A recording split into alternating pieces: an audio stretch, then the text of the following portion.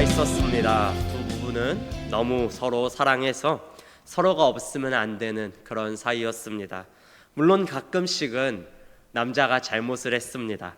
그래서 여자에게 혼나기도 했지만 그래도 이 부부는 서로가 서로를 사랑하며 서로가 없으면 안 되는 그러한 관계 속에서 지내고 있었습니다. 그런데 문제가 생겼습니다. 남자가 어느 날 주식에 손을 대기 시작합니다. 주변에 있는 친구들이 주식으로 돈을 버는 모습을 보니까 이게 너무 좋아 보여서 돈을 쉽게 벌 수 있을 것 같아서 자기도 주식을 시작합니다. 이 주식이 대박이 났을까요? 쪽박이 났을까요? 네, 대부분 이렇게 되면 쪽박이 납니다. 모든 것을 다 잃어버렸습니다. 자신이 수중에 가지고 있는 모든 현금을 다 투자했었는데 그 모든 것을 하루아침에 다 잃어버리게 되는 것이죠. 그러니까 남편이 아내에게 말을 합니다. 내가 정말 잘못했다. 내가 다시는 주식을 하지 않을게. 나를 용서해 줘라. 아내는 이 남편이 너무나도 미웠지만 남편을 너무나도 사랑하기 때문에 이 말을 듣고 남편을 용서해 줍니다. 그런데 어느 날 남편이 다른 데로 눈을 돌리기 시작합니다. 내가 갑자기 주변에 있는 사람들을 보니까 코인을 하기 시작하는 것입니다. 이 사람들이 어떤 이야기를 들어보니까 자신이 코인을 했는데 이 비트코인으로 300배를 벌었다, 이런 얘기를 들어버린 거예요. 그러니까 어떻게 했습니까? 자신의 집에 있는 귀금속들과 아이의 돌반지와 아내의 가방과 값이 나가는 것들을 다 팔아서 그것으로 내가 일확천금을 누려보겠다라는 생각으로 비트코인에 투자를 합니다. 처음에는 조금씩 올랐습니다. 조금씩 오르길래 이번에는 그래도 내가 가장으로서의 권위를 회복할 수 있겠구나. 그런데 갑자기 그래프가 쭉 떨어집니다. 자신이 투자한 돈이 순식간에 마이너스가 됩니다. 자신의 넣은 돈이 하루아침에 없어졌습니다. 남자는 어찌할지 모르다가 아내에게 말을 합니다. 내가 사실 우리 집에 있는 귀중품들을 다 팔아서 비트코인을 했다. 처음에는 올라서 내가 그래도 안심을 했었는데 결국은 다 잃게 되었다. 정말 내가 너무나도 잘못했다. 나름 다시 회복해보고 싶어서 한 건데 지난번에 주식으로 잃은 돈을 다시 따보고 싶어서 했던 건데 이게 이렇게 되어버렸다. 너무 미안하다. 나를 용서해줘라 라고 말을 하는 것이죠. 이 말을 듣고 여자는 충격을 먹었습니다. 하지만 그래도 내가 사랑하는 사람이기 때문에 여자는 이 남자를 또 용서해 줍니다. 하지만 남자는 변하지 않았습니다. 남자는 자신의 주변에 있는 친구가 자신에게 5천만 원만 빌려주면은 이것을 3배로 띄워줄 수 있다라는 그러한 말을 듣고 그 친구에게 5천만 원을 빌려줍니다. 그런데 자신에게 수중에 돈이 없으니까 자신의 집을 담보로 대출을 받습니다. 5천만 원만 받으면 너무나도 조금 것 같으니까 1억이라는 큰 돈을 대출을 받고 5천만 원은 친구를 빌려주고 이 5천만 원은 다시 새로운 비트코인에 투자를 합니다. 어떻게 되었을까요? 너무나도 뻔한 결과죠. 한 달이 지나고 2달이 다 되어서 쯤에 친구에게 전화를 하니까 전화를 받지 않습니다. 전화가 연결이 되지 않아요. 친구의 집에 찾아가 봤는데 친구가 없어졌습니다. 집에 아무도 살지 않아요. 코인은요? 코인은 대박이 났을까요? 아니요. 갑자기 경제가 불황이래요. 코인으로 돈을 벌려고 했던 것도 모든 계획이 물거품이 되었습니다. 자신이 1억 대출을 받은 거에 대해서 이자를 내야 됐었는데 이자를 내기도 어려워졌어요. 가진 돈이 없는 거죠. 그런데 아내한테 말하면은 아내가 혹시 충격을 먹고 쓰러질까 봐 아내에게 말도 하지 못합니다. 이 남자는 어떻게 해야 될까 고민을 하다가 사채업자를 찾아갑니다. 그리고 고금리로 돈을 빌려요. 그리고 그 돈으로 지금까지 밀린 이자를 갚고 남은 돈을 갖고 일확천금을 위하여서 강원도로 갑니다. 도박장에 가서 남자는 도박을 시작합니다. 핸드폰에는 아내의 전화가 수십 통이 오고 있지만 그 전화는 잠시 꺼두고 돈을 벌면 돌아가겠다라는 생각으로 열심히 도박을 합니다. 하루가 지나고 일주일이 지났는데 수중에는 돈이 다 떨어지고 없습니다. 이제는 밥을 사 먹을 돈도 없고 폐인이 되고 있습니다. 남자는 어쩔 수 없이 집으로 돌아갑니다. 그리고 아내를 만나자마자 울면서 말을 합니다. 내가 정말 잘못했어. 정말 잘못했어.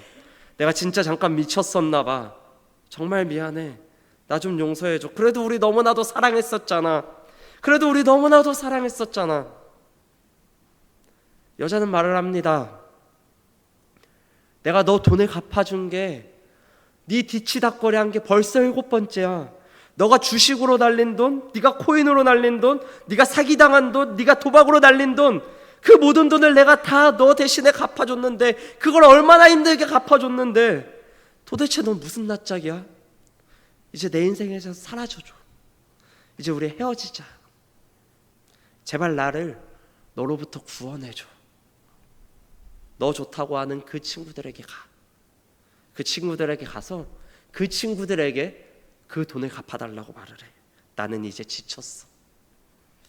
이 말을 듣고 남자가 말을 해요. 정말 잘못했어. 정말 잘못했어. 너 마음대로 해도 괜찮아. 이 돈 안 갚아줘도 괜찮아. 그런데 우리 이혼만은 절대 하지 말자. 다른 건 너가 원하는 대로 다 해도 괜찮은데 나는 제발 버리지 말아줘. 더 이상 딴짓 안 하고 열심히 살아볼게. 이제 가정에 충실하게 살아볼게. 제발 나를 버리지 말아줘. 자,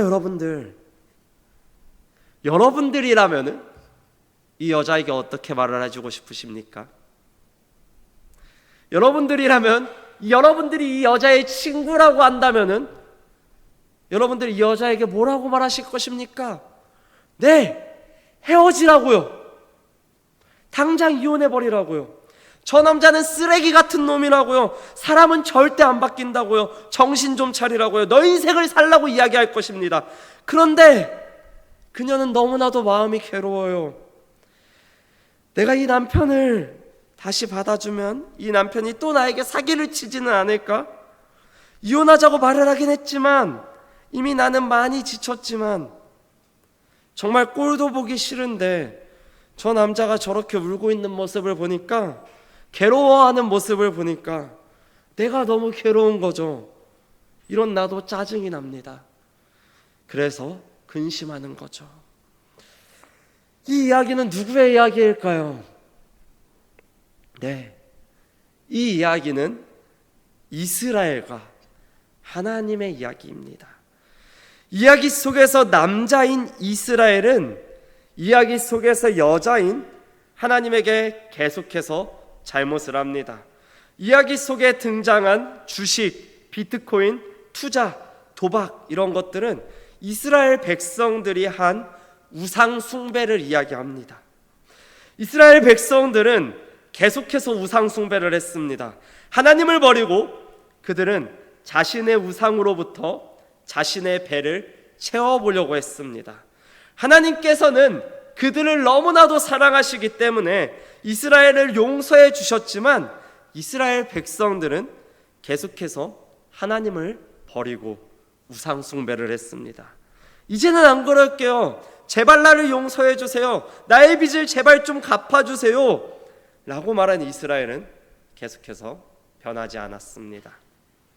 하지만 그럴 때마다 하나님은 용서해 주셨습니다. 7번이나 용서해 줘요. 그런데 이 이스라엘이 또 죄를 짓는 거죠. 또 하나님을 버립니다. 또 우상 숭배를 해요. 이 모습을 보면서 우리가 함께 알아보고 싶은 것이 있습니다. 10절 말씀을 보면 이렇게 이야기를 하는데요. 우리 10절 말씀 함께 읽어보도록 하겠습니다. 함께 읽겠습니다. 시작. 이스라엘 자손이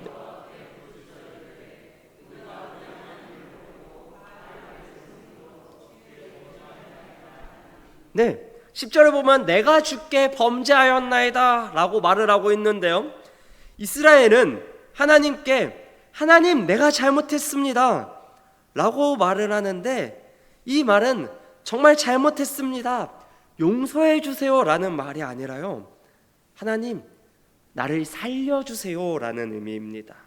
그리고 11절에서 12절에 보면은 이렇게 하나님이 말씀을 하세요. 우리 한번 이 말씀도 읽어보도록 하겠습니다. 함께 읽겠습니다. 시작. 여호와께서 이스라엘 자손에게 이르시되 내가 애굽 사람과 아모리 사람과 아몬 자손 사람에게서 너희를 구원하지 아니하였느냐. 또 시돈 사람과 아멜렉 사람과 마온 사람이 너희를 압제할 때에 너희가 내게 부르짖음으로 내가 너희를 그들의 손에서 구원하였거늘. 네, 아까 제가 말씀을 드렸었는데요, 나는 너가 사고치고 다닌 모든 빚을 7번이나 갚아줬다 라고 말을 하는 거죠. 하나님은요, 이스라엘 백성들이 7번이나 다른 신들에게 우상 숭배를 하지만 그럼에도 불구하고 그들이 하나님께 부르짖었을 때 그들을 구원해 주셨습니다. 그런데 이제 14절에 보면 하나님께서 이렇게 말씀을 하시는 거죠. 제가 대신 읽어드리도록 하겠습니다. 가서 너희가 택한 신들에게 부르짖어 너희의 환난 때에 그들이 너희를 구원하게 하라 하신지라. 이게 무슨 말인가요? 그 우상에게 가서 안식을 찾아보라 라고 말을 하는 거죠. 너가 그렇게 믿고 있는 그 돈을 버는 수단들에게 가서 안식을 찾아보라고요. 이게 도대체 무슨 말입니까? 이 말은요, 하나님께서 이렇게 말씀하시는 것과 똑같습니다. 나는 너희의 부르짖음이 무엇인지 안다.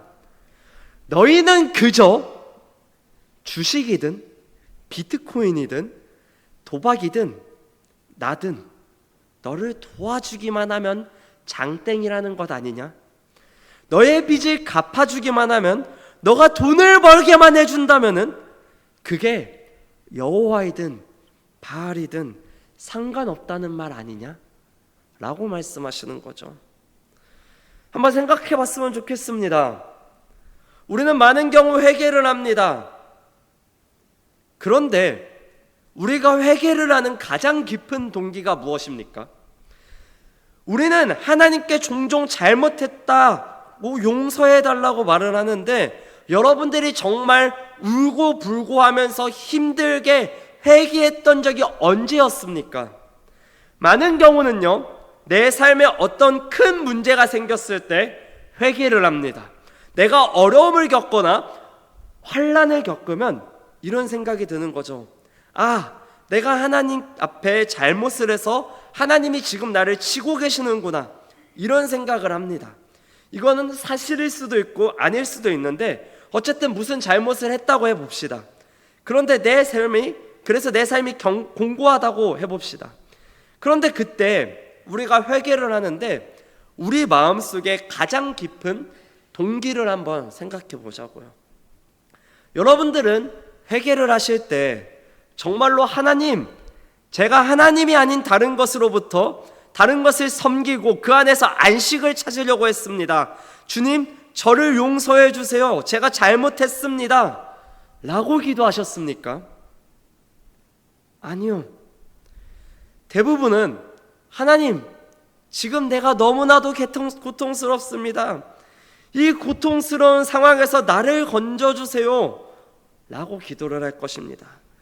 내가 지은 죄를 슬퍼하기보다는 죄의 결과인 고통을 피하고 싶은 거죠. 그래서 하나님 앞에서 웁니다. 그럼 이때 우리 마음에는 어떤 비열한 마음이 있는지 아세요? 내가 이렇게 하나님 앞에 울고불고 했으니까 나는 용서받을 만해 라는 마음이 우리에게 있습니다. 이건 흔히 있는 일입니다. 우리가 흔히 하는 실수예요. 우리는 하나님 앞에 회개할 때 내가 하나님 앞에 울기만 하면 나는 충분히 용서받을 만하다라고 생각을 합니다. 내가 이만큼이나 울었기 때문에, 내가 이만큼이나 하나님을 붙잡았기 때문에 하나님은 나를 용서해야만 해 라고 생각을 하는 거죠. 그런데 진정한 회개는 단지 죄의 결과가 무서워서 죄의 결과를 피하기 위해서 하는 기도가 아닙니다. 죄의 결과가 무서워서 하나님 앞에 울면서 하는 기도는 회개 기도가 아니에요. 진정한 회개란 내 마음에 죄의 동기에 대한 슬픔을 하나님께 아뢰는 게 진정한 회개입니다. 다시 말해볼까요? 하나님, 제가 하나님을 사랑하지 않았습니다. 제가 저의 유익을 위해서 우상을 사랑했습니다. 라고 기도하는 게 진정한 회개입니다. 하나님은 이스라엘 백성들을 보면서 그들의 곤고를 보면서 슬퍼하십니다. 15절에서 16절 말씀인데요, 우리 함께 읽어보도록 하겠습니다. 함께 읽겠습니다. 시작. 이스라엘 자손이 여호와께 여쭈되 우리가 범죄하였사오니 주께서 보시기에 좋은 대로 우리에게 행하시려니와 오직 주께 구하옵나니 오늘 우리를 건져내옵소서 하고 자기 가운데에서 이방 신들을 제하여 버리고 여호와를 섬김에 여호와께서 이스라엘의 곤고로 말미암아 마음에 근심하시니라. 아멘. 이스라엘은요, 하나님 저를 건져주세요, 그렇지만 하나님 뜻대로 해주세요 라고 말을 하면서 자신이 섬기던 이방 신들을 다 버렸습니다. 그리고 말하는 거죠. 하나님, 제가 하나님만 섬기겠습니다. 당신만 사랑하겠습니다 라고요. 이스라엘은 회개를 했습니다. 그런데 문제가 뭔가요? 이스라엘은 벌써 7번이나 똑같은 말을 반복했다는 것입니다. 다시는 다른 신을 섬기지 않겠다고, 다른 우상을 섬기지 않겠다고, 내가 너무나도 잘못했다고 7번이나 말했고, 하나님은 그 말을 듣고 7번이나 이스라엘을 용서해 주셨다고요. 그럼 이 사람에게, 이 이스라엘에게 진정성이 느껴지십니까? 아니요, 이건 너무 뻔한 드라마입니다. 다시 용서해 줘봤자 이스라엘은 다시 우상 숭배를 할 것입니다. 또 똑같이 반복될 거예요. 실제로 바로 다음 장인 12장을 살펴보면은요, 이스라엘 백성들은 다시 우상 숭배를 합니다. 그런데 하나님께서 말씀하시는 거죠. 내 마음이 너무 아프다고요. 이 이스라엘이 너무나도 불쌍하다고요. 처음에 이야기했던 남자와 여자 이야기로 다시 돌아가 볼까요? 우린 이 여자를 바라보며 뭐라고 말을 합니까? 야, 너 바보 아니야? 제발 정신 좀 차려. 사람 절대 안 반해. 사람 고쳐서 쓰는 거 아니야. 정신 좀 차려. 제발 좀 헤어져. 너를 보면 내가 너무 답답해 죽겠어. 제발 좀 헤어져 라고 말을 할 것입니다. 그런데 여자는 남자의 공고함을 보고 근심합니다. 우리는 여기서 생각해 볼 문제가 있습니다. 왜 여자는 남자를 용서해 줍니까? 왜 여자는 근심하십니까? 왜 하나님은 이스라엘을 향해 근심하십니까? 이스라엘이 다시는 죄를 짓지 않겠다고 말을 해서요? 이제는 정신 차리고 하나님만 바라보겠다고, 하나님만 섬기겠다고 말을 해서요? 아니요! 여호와께서 이스라엘 백성들을 향해 근심하시는 이유는요, 그들이 회개했기 때문에 근심하시는 것이 아니라요, 그들이 울고 있어서요. 그들이 다시는 죄를 안 짓겠다고 말해서 근심하시는 게 아니라요, 그들이 처해 있는 상황이 너무나도 딱하니까, 그들이 처해 있는 그 비참한 상황 때문에 하나님께서 근심하시는 것입니다. 이게 무슨 말인지 아세요? 남자가 잘못을 했어요. 그래서 여자에게 빕니다. 나 좀 용서해 달라고요. 만약에 여자가 이 남자를 용서해 준다면 여자는 바보일 것입니다. 이 남자는 이미 7번이나 잘못을 했고, 여자는 이미 충분히 할 만큼 그 죄를 갚아줬거든요. 용서해줬거든요. 마찬가지예요. 이스라엘이 회개를 했습니다. 내가 다시는 우상숭배를 하지 않을게요. 하나님만 바라볼게요 라고 회개했습니다. 그 말을 듣고 하나님이 이스라엘을 용서해 준다면은 하나님은 바보일 것입니다. 왜요? 이미 이스라엘은 7번이나 똑같은 말을 했거든요. 그런데 우리가 여기서 주목해야 하는 게 무엇이냐면요, 하나님께서는 근심하신다는 것입니다. 왜요? 이스라엘이 처해 있는 상황 때문이요, 이스라엘의 곤고 때문이요, 그들의 회개 때문이 아니라 그들의 곤고 때문에, 그들이 울고 있기 때문에 하나님은 근심하십니다. 왜요? 그들을 너무나도 사랑하시기 때문에요. 내가 너무나도 사랑하는 존재가 고통스러워하니까 그 모습을 바라보는 게 너무나도 고통스러운 거죠. 그 모습을 바라보는 게 너무나도 괴로운 것입니다. 사랑하는 성도 여러분, 여기에 우리의 소망이 있습니다. 여기에 우리의 소망이 있습니다. 우리는 늘 하나님께 죄를 짓습니다. 우리는 너무나도 악해서요, 매일 하나님께 죄를 짓습니다. 우린 늘 하나님이 아닌 다른 것들로 우리의 삶을 윤택하게 하려고 노력합니다. 그래서 우리는 늘 하나님을 마음 한편에 쑤셔 넣어놓고 다른 우상들을 따라갑니다. 그러다가 우리가 빈털터리가 되면은 나에게 가진 것이 하나도 없어져서 이제는 더 이상 의지할 곳이 없으면은 그때가 되어서야 비로소 다시 하나님 앞에 나아갑니다. 하나님, 제가 잘못했어요. 하나님, 저를 용서해 주세요. 하나님, 다시는 안 그럴게요 라고 기도를 합니다. 그런데 하나님은 너무나도 바보 같으십니다. 이런 우리의 모습을 보시고 용서해 주십니다. 그럼 우린 어떻죠? 처음에는 하나님을 사랑하다가 다시 하나님을 잊어버리고 세상으로 갑니다. 그리고 다시 나에게 어떤 문제가 생기면 그때 돼서야 하나님을 찾습니다. 하나님, 제가 잘못했어요. 하나님, 저를 용서해 주세요. 그럴 때마다 하나님은 우리를 용서해 주십니다. 우리는 여전히 반복해서 죄를 짓습니다. 내가 필요할 때만 하나님을 찾고 내가 힘들 때만 예수님께 나아옵니다. 그럼 어떻게 해야 하나요? 이 반복된 죄의 굴레를, 죄의 순환을 어떻게 해결할 수 있을까요? 하나님은 계속해서 우상 숭배하는 그 이스라엘 백성들을 위해서, 그들을 그들의 우상으로부터 구원하시기 위해서 자신의 아들을 십자가에 못 박으십니다.